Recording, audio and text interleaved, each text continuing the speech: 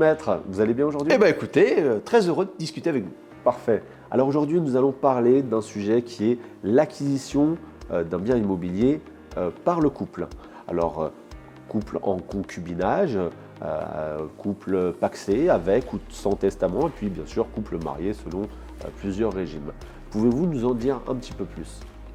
Alors, vous avez raison, c'est un point de vigilance, puisque très souvent on arrive la bouche en cœur, on va tout faire moitié-moitié, c'est le grand amour, et on va avoir un nid douillet. C'est très sympathique comme démarche, néanmoins ça n'exclut pas une certaine vigilance, comme vous le dites. L'astuce va être de veiller à avoir une traçabilité des origines du financement. Voilà mon apport personnel, voilà ce que j'ai reçu de ma grand-mère, voilà ce que j'avais comme épargne avant de me marier, voilà comment on va organiser le financement bancaire et qui va contribuer à quoi, et de veiller à ce que l'acte soit le reflet rigoureux de la situation financière des époux. Deuxième point de vigilance à mon sens, que se passe-t-il en cas de mésentente? Que se passe-t-il en cas de décès? Et donc en particulier, vous évoquiez le couple en concubinage, il sera dans une situation difficile, parfois douloureuse en cas de décès, puisque le concubin n'est pas l'héritier de l'autre. Les partenaires de Pacs, par défaut dans le Code civil, sont peu protégés, seulement 1 an d'usage et d'habitation sur la résidence principale, donc l'enjeu du testament s'imposera de lui-même. Et en cas de cession, cet apport de biens propres, de l'un comme de l'autre, quel est son sort? Alors, là encore, ça va être fonction de la situation, par exemple du régime matrimonial pour des personnes mariées, du régime paximonial pour des régimes pacsés, puisqu'il y a 2 régimes prévus lorsque l'on est partenaire de Pacs.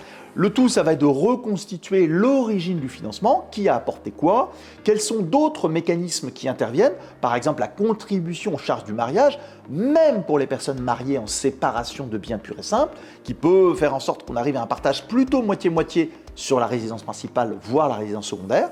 Donc il faudra avoir un effort de traçabilité et ensuite en tirer toutes les conséquences par rapport aux règles du jeu que les concubins, partenaires de Pacs ou époux ont choisi et, si possible, améliorer à l'occasion de cette acquisition.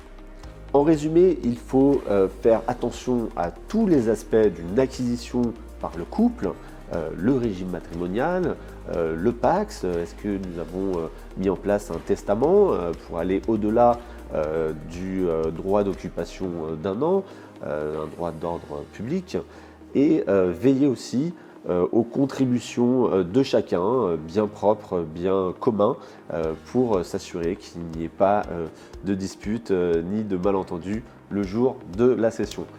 Pour veiller à tous ces points et répondre à vos questions, vous pouvez contacter votre conseiller en gestion de patrimoine Astoria Finance qui pourra organiser un rendez-vous, répondre à vos questions et vous guider vers un professionnel, un notaire partenaire Astoria Finance.